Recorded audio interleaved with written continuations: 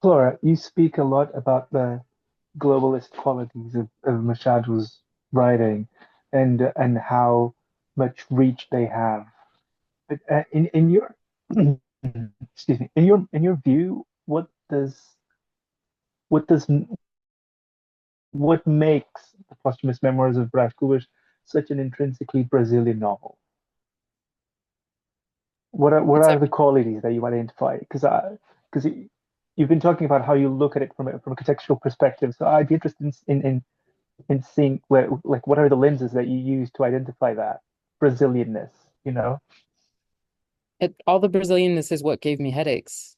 I mean, that's where all my problems were, because all the rest is, it's already in circulation. I don't have to explain the Mm, digressive mode. I don't have to explain these absurdities. I don't have to explain, this, there's so much that I don't have to explain. And then there's, I think, particularly, I mean, just this, it's not necessarily, an abstract eternal Brazilianness, but I think it's Rio in the 19th century as a portrait of class and race and slavery and power dynamics. That particular horrible little knot. I mean, it's there constantly in the way that, the relation, the way Brás Cubas relates to the world, period, I think is very, he is just this condensed Brazilian elite. And that is something that in many ways has persisted to this day in certain elites.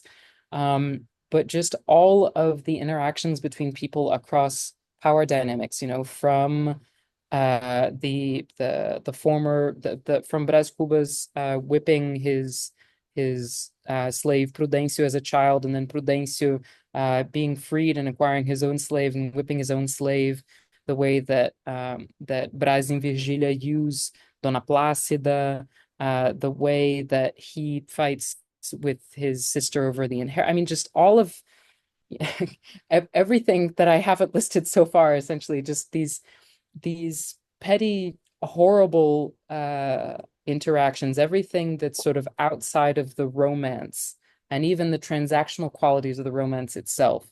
It's a really I always say that as my first reading of the book was really sort of pure glee and, joy at seeing a book do these things that I wasn't sure that books could even do anymore, because I'd reached a sort of a point of exhaustion.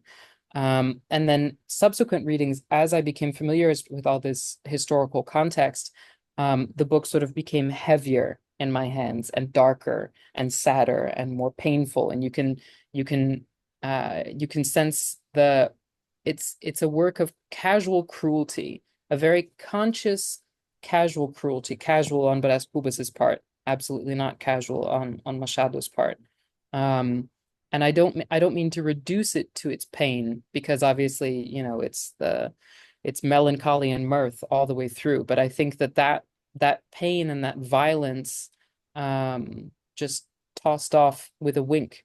I think that is the very Brazilian heart of it.